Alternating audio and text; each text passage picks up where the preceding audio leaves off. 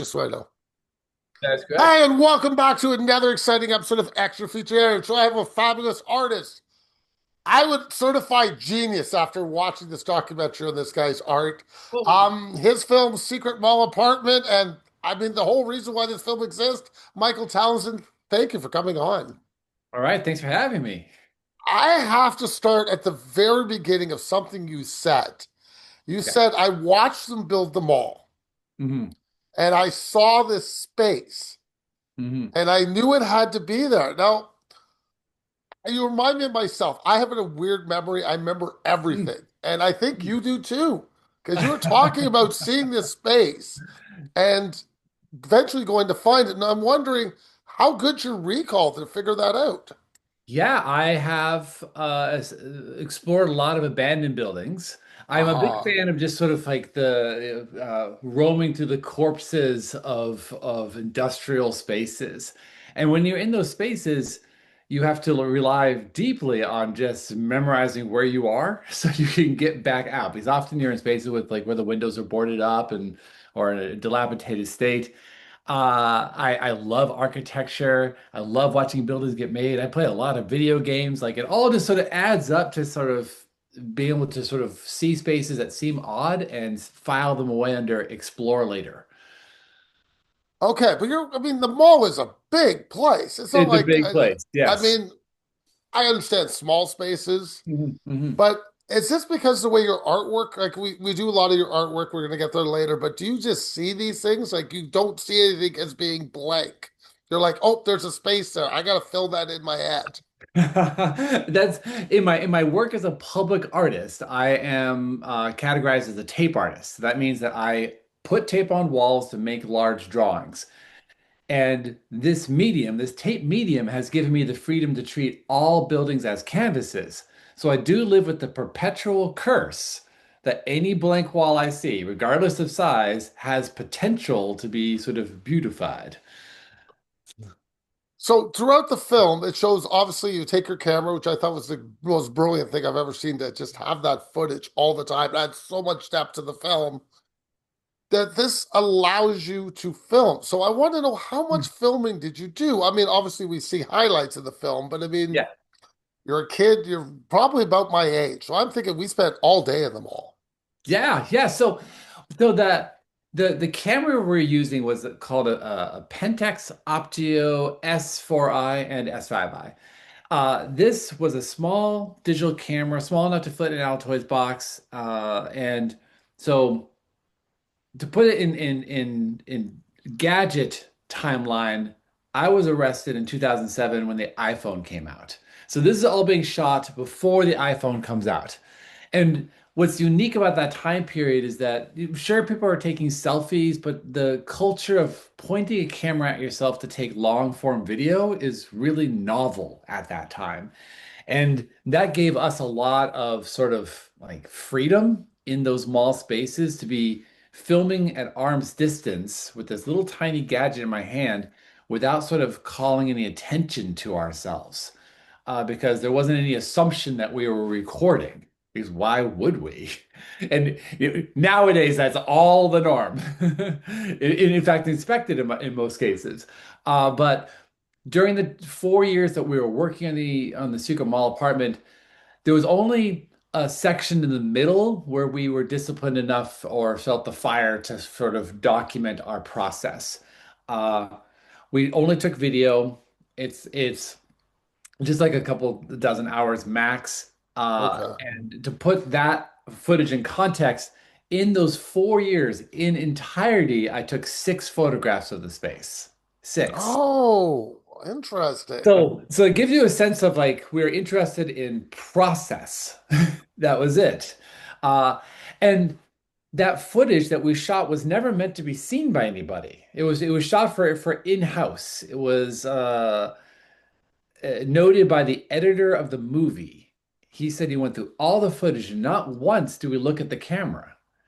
He said it was kind of eerie because he said it was a little, and people who see the film might have this feeling like it's a little voyeuristic because we are treating the camera as just being in the space but never performing for it. So everything we're saying and how we're behaving is very, very raw, natural, honest. I would say it's almost like a found footage film because Yeah. that's what it feels like to me. I mean, I'm old, so I mean, I know exactly what you're shooting because Yeah. that's what we shot with video cams and all those things back then. Yeah. We weren't shooting to look at the camera, we were just shooting to catch memories. Yes. Yes. So us Uh, old people get that. I totally, yeah. it didn't bug me a bit, but I can see kids today going, why are they looking at the camera? Right. I think, I think what's happened with the kids today, the feedback that I've heard is that they're particularly moved by that footage because it feels authentic to them.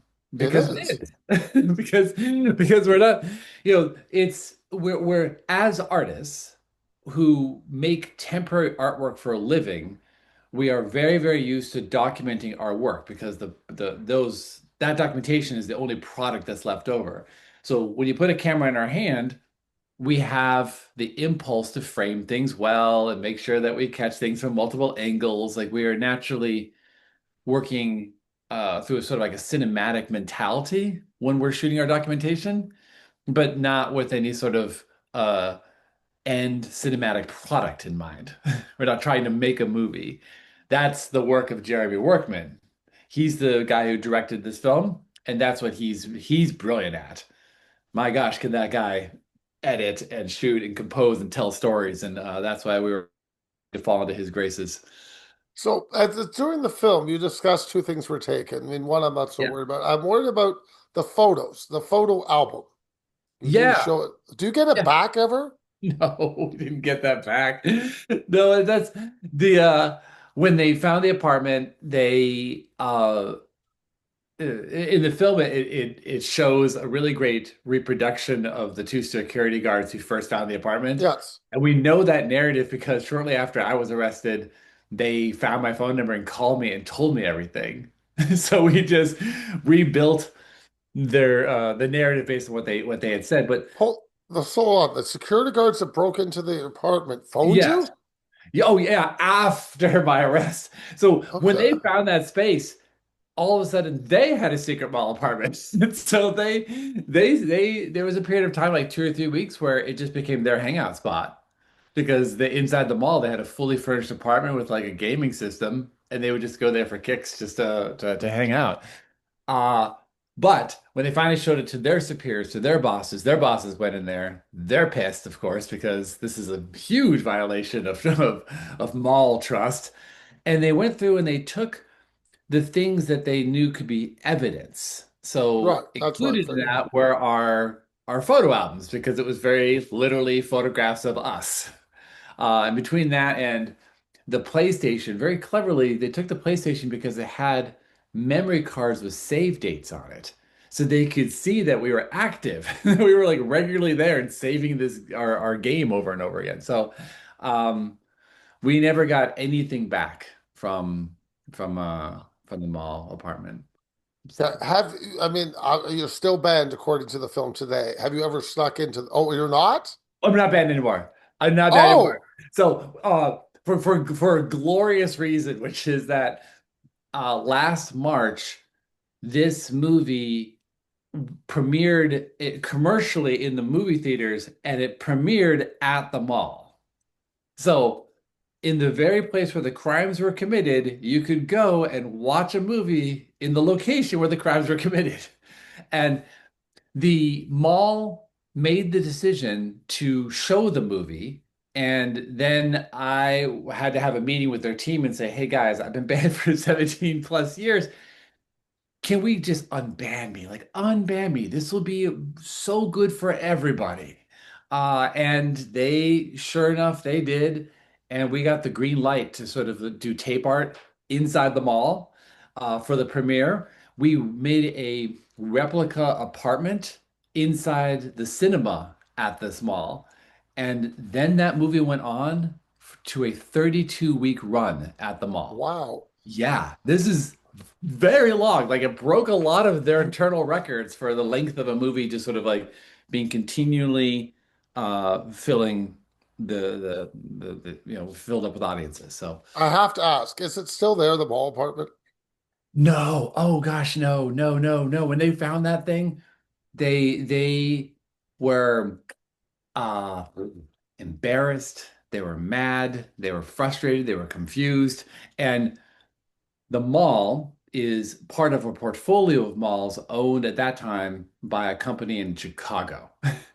So Chicago's looking at their 250 malls and they're like, what is going on in the outer rim out there? What's happening in Providence? They're like, we have to shut that down. And so they gave instructions to the mall to just like demolish it, get rid of the apartment, and then they sicked the lawyers on me instead.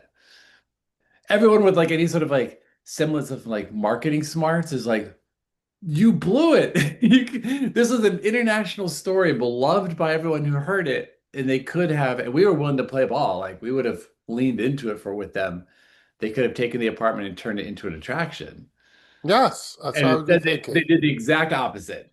They're like, Oh, let's legally try to bring this guy into spaces of humiliation and take the story from him and do whatever they can to sort of punish me for this narrative. so I do have questions during the Yes, film. yes, You yes. are carrying so much stuff up the stairs, Yeah. cinder blocks, Yes. and I'm talking armoires. I'm like, Yes. I mean, I'm looking at you, I'm looking at the film of your friends. You guys do not look like big people like myself that can lift Yeah. things. How strenuous was that, and how many times did you go up and down those stairs? So many. I think there's sort of I'm going to say aloud like a lot of artists have sort of an there's an undercurrent of really excellent physical strength in a lot of Yes, artists because they in a lot of cases their body is their main tool. yes. And we in our particular group of artists as public artists we're just like on our feet all day making things and that group of people were particularly strong. And if you need evidence of that footage of us sort of like casually moving Oh, large pieces of furniture on yes. steep surfaces, kind of, and that's all eight of us. All eight of us were just sort of um sliding those cinder blocks up in a bucket brigade right up a ladder. I was Pretty impressed. I'm pretty giving nice. you Pretty full nice. props for that. Yeah. Okay. I want to just because I'm going to forget about it now. Your Yeah. railroad work under the bridge. Yeah, yeah, yeah. Um, I have to ask you, how long did it take you to do that? That is just Yeah. looks weeks and months. And that Yeah. footage, did you film that's your footage? Or is that That somebody is my else's footage? footage. When I that project was about between 5 and 6 months of That's it. of but 5 or 6 months of dropping out of society to do it. Like Okay. saying, okay, this is going to be the only thing I am doing for this time period, and making the decision that that was the priority and putting everything in second and third place. Uh, the footage that's in the movie was taken, I think, a year after I finished it. When I finished that project, I took 36 photographs in color, 36 slides in black and white, Wow. and then I showed it to 13 people. I put a lock and chain on it, and I walked away. That was it. That was the Wow. audience. The audience for it was initially was 13 people. And then a year later, I had a moment where I was like, ugh, I should really go through that with a video camera. So my video footage is I walked in, I walked to the end, 250 feet, I turned around and I walked out, back out the space. And that's it. And so Jeremy did a really good job of taking what sparse footage I had and making it look good. And shout out to the musicians, the people who scored this movie. They put a piece of music on that that is, to me, inseparable from that piece as a sculpture piece now. Like that is the soundtrack for that piece of artwork. I know in the film they say that it's no longer exists. What happened to it? Yeah, what happened to it is it had a good run. So this is a underground sculpture installation done without permission that existed for about 8 years. Oh, And wow. what I have, and it had a lock and chain on the front, but the explorers in Providence figured out that there was this manhole cover between the railroad tracks that you could pop up and then slide into a short tunnel system that could get into this space from behind. And so there were people in Providence who took it upon themselves to be the tour guides for this.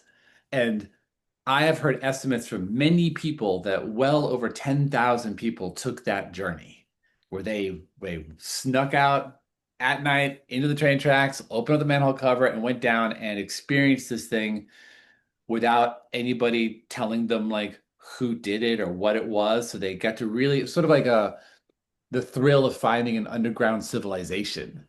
The project lasted until a person looked into that space from the riverside. So it's an open gate where you can see the sculpture pieces and looked at all the bodies and made the decision to call the police and say there were dead bodies in a tunnel. And as soon as you say that, fire trucks, ambulances, the police, Fox News, everyone descended on it. And on the news, they showed them cutting the lock and entering into the space. And they broadcast the location. And then for the next year or so, everybody knew where it was. The front door was unlocked, and they slowly went in and picked it apart. So once, Wow. so because there's sort of a difference between the explorer class that's willing to take the risks to go see it. It never was disturbed. They treated it as with some sort of a underground temple of some sort. But as soon as the front doors open, and all those wooden coffin-like shapes that are hanging from the ceiling had in them every single object I owned from the day I was born to my 29th birthday. So it was Oh, my wow. entire life in belongings. Every article of clothing, every letter, every toy, every electronic gadget. 100%. I started over. Um, and that was one of the most interesting parts of it watching it decay was that once people got in there who were not from the adventure class, they tilted those boxes, they cut them open because they were fiberglass sealed, and they discovered all these objects. And then for the next year, they just picked them apart. They just took everything. It was designed to be taken, like it was designed to be forgotten. Like I don't miss anything, but I got to watch my life objects in reversal leave my life again. Uh, and you get to see what people leave behind. Like what they think from your life is so uncool, they won't even take it. I want to ask how you approached about the movie. Did you want to do the movie to get the story out there, or how does that feel? Uh, in 2007, so the story's got, it's been around for a while. When the story initially broke, it was international news. We were able to sort of like curate the narrative in such a way that people were embracing the story as their story. And we were really psyched about that because all the communication we got from emails and phone calls, people were taking this narrative and finding a way to see themselves in it. And because it was doing so well in that way, we decided to turn down all movie deals, TV deals, book deals, because we didn't want to bog it down with us. Like if the focus became only on us, we felt like the power of it as a narrative would just sort of be diminished. And so a good, what is it, 15, 16, 17 years go by where we're getting fairly regular calls from directors every year asking, "Hey, I've heard about this story. It'd be a great movie. Do you want to do it?" And there was never a good fit. Directors became more and more focused on the prank quality of it, but it's not a prank. No. It's really it's a reaction to some very, very real emotional things that are going on in our life. And to tell the story, you have to sort of talk about all the other things we are doing simultaneously because they all play off of each other. Jeremy Workman, the director of this movie, is a guy who has made several films about artists.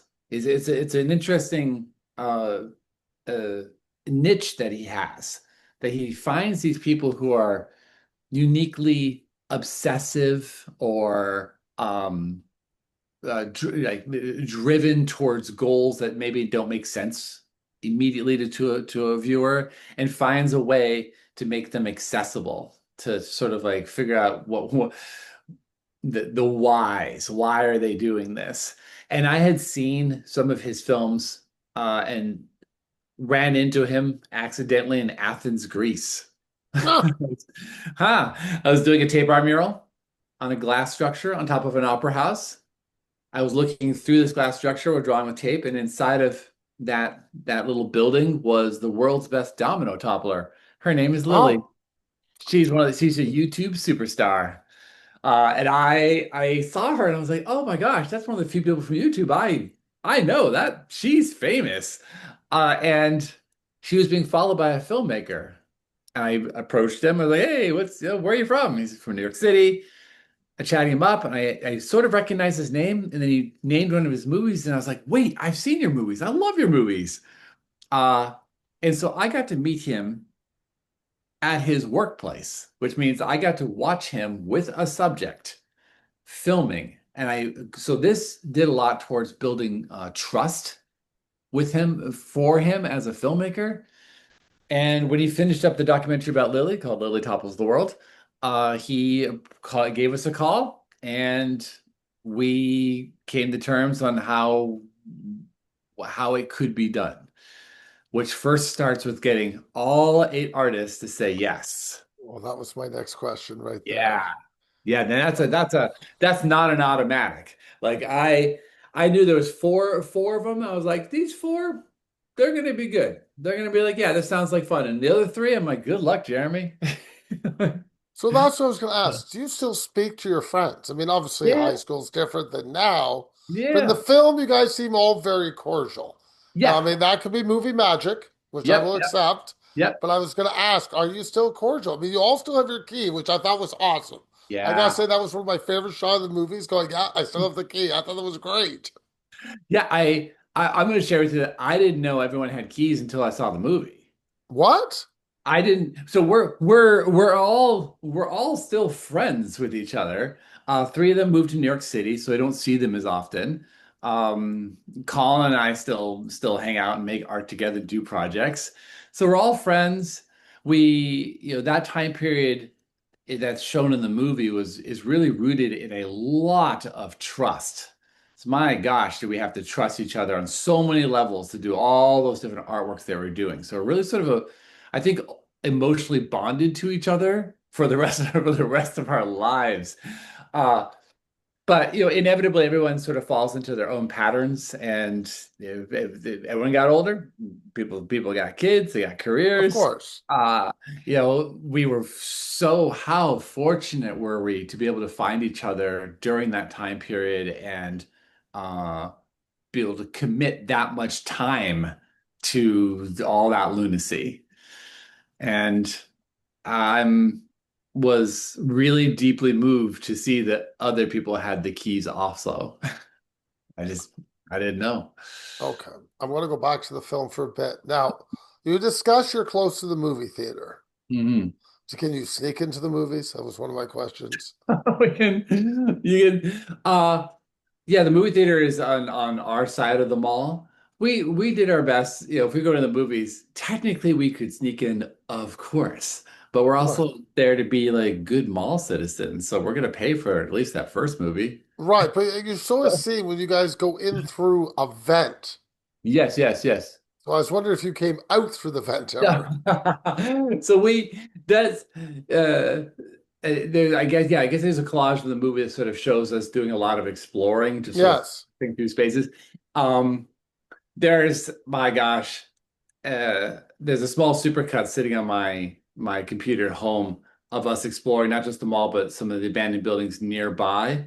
And it's just an edit of us going through all these ridiculous vents and holes and ceilings and elevator shafts. And it's really harrowing. The original footage is gone. It just has those passages of Oh, like that's sneaking awesome. through things. And yeah, maybe I'll share that at some point because I saw it recently. I was like, oh wow, you guys are out of out of control. Okay. I want to go into your tape art a bit because I found the most Yes. fascinating thing I'd ever seen in my life. Oh, thanks. What would you like to Just the know? way you look at things and how you work with kids. And I was like, This is genius. I have never seen, I love artwork. I'm a huge comic book collector and Yeah, I do love going to art museums, but I've never seen anything like tape art. I gotta say, where does that come from? The original creation going, oh, yeah, I mean, I know you're an artist, you see things, you yeah, visualize things differently than me, yeah, but tape is just such a weird thing. And you're handing them to, I guess, your students, I understand. yeah, Well, you could do this, you could do that. Like, does yeah. that just come automatically? Are you thinking about what you can do, or you just envision it? So the tape art as a medium is we sort of get identified as the inventors of tape art. And the way we define that is doing large scale collaborative drawings with tape. Our little group started in 1989. I was 18 at the time, and the very first drawings, they're sort of in the spirit of graffiti, and the line drawing quality is that of a police silhouette outline. So Yeah. we're doing life-size silhouettes. And the very first, dozen or so drawings were drawn on the ground as police silhouette tragedies, but they got extensively more absurd, and we were doing them every 24 hours. So every 24 hours, we are just upping the ante. So it started with a body, and then it went to dinosaurs, and then it went to chariot crashes, then it went to like boat crashes, plane crashes, roller car, a lot of crashes. But we started moving that idea up onto the walls, we're like, oh, let's just keep some of the same core ideas, but we'll start just telling stories. It will be life size, they'll be temporary, they'll be gone within 24 hours, they'll always be done with groups of people, and they're never done with any sketches. And we found that in Providence, in the late 80s, early 90s, was a little bit of a ghost town, and that gave us kind of a passive permission to draw on buildings. And since we were taking them down every 24 hours, there was a good rhythm where if someone saw it, they're like, I'm not really into this, but knew what our process was, they knew it would be gone in a day. That allowed us to get bigger, faster. And so by the time I was 22, we were being called to go to other cities to do tape art. But the biggest, and we go to another city, they're like, here's a skyscraper. Here's a wall that's 100 feet wide and 40 feet high. Can you do it? We're like, yeah, of course we can, because the medium inherently allows you to draw at any scale. The biggest breakthrough, though, the biggest thing for us is that in the early 90s, we were handed our first, and luckily for us, the perfect blue. It was a painter's tape, but it was a little bit odd as a painter's tape. It was a perfect drawing tape. It was low adhesive, the color was amazing, and it allowed us to teach tape art because we could put it on any surface. So all of a sudden, we went from people who only thought about brick, concrete, and asphalt to people who thought of 100% surfaces as fair game. And when we started teaching in schools and psychiatric facilities and prisons and correctional facilities, we discovered that this medium in the hands of first-time tape artists or first-time artists uh, really helped people excel at making visual decisions and working in teams, making artwork that they were really, really happy with. And this was um, so powerful to watch over and over. I've never gotten tired of that formula. I've been doing tape art for 35 years and teaching for most of it. And I have personally worked with over 60,000 people. Wow. Yeah. It's a some of my favorite audiences are adults because adults are the ones who seem the most wounded by art. They're the ones who are like, I can't. They're really good at theater. I'll say most adults have the best theater performance there is about the fact that they can't draw. They're like, I can't draw a stick figure. I can't draw a straight line. Given the right medium, given the right circumstances, given collaborators, the Hmm. majority of adults will make, and I mean majority like 98%, and don't think you're in that 2%, will make work that is very good and occasionally extraordinary. There are adults who claim they've never drawn before in their entire lives who will make visual decisions that best my visual decisions. But I'm like, wow, you are technically a better artist than I am. So, We're running out of time, but I do have Oh one yeah. last question. Yeah, The yeah. model of the mall, the Yeah. actual wooden mall, who Yeah. made that? Colin. Colin's really, really good at making I sculpture was stuff. impressed. That was It's amazing. so good. And he did it with just like photo references. He didn't measure anything. He just like looked at some pictures and just like Wow, sat and made it. Um, and that model of the mall was showcased at the mall in an abandoned Tiffany's. So on the first floor of the mall, there was a Tiffany's that was the I'm sorry, the prime spot in the mall, and they had left. And they let us put the model inside the Tiffany's with lights on it, and then we had tape art figures curtaining either side of it. And so for the premiere of the mall, the movie at the mall, you could go see the movie, and then you could go sit in a reproduction of the apartment, and then you could go downstairs and see that model in person. that's amazing. Pretty cool. Yeah. Okay. I know your film's available on Netflix, people, so I'll state that now. It's easily defined, so we don't have to go into that. What's Yeah. your favorite film? What is my favorite film? I am. Can you give me? Can you hone me in a little bit more? Favorite film from last year? Make your life easier. Okay, that sounds that sounds better. Gosh darn it, the one that's sort of resonating with me right now, and I never thought it would capture my imagination. I'm not an anime person by default, but I on a whim went to an IMAX and saw Chainsaw Man, which is a Oh, Japanese I know anime, what the movie you're and talking about. completely captivated me. I loved it.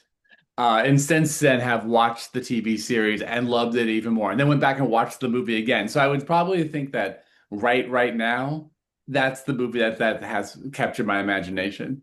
Okay, I'm So going to let you go now because if I ask yeah. you another question, we're going to run out of time Okay, completely. That okay, would be very good. enjoyable. I want to say thank you for your time, and Of you are a course. truly great visionary. I love your work. Oh, thank you so much. I will say aloud, if you want to see what we're doing right now, we started Hmm. using Instagram. Finally, we're doing it. Oh, So that's probably good stuff for it's good you. stuff. And we're taking the time to make quality stuff and quality sharing. So we're at Instagram, we're at Tape Art. If you go there, you'll figure it out real quick that it's us. You got tape, you got projections, you got the movies. It's all sitting right there. So join us there. We'd love to have you. Thank you for your time and have a great Okay, day. appreciate it. Thank you so much.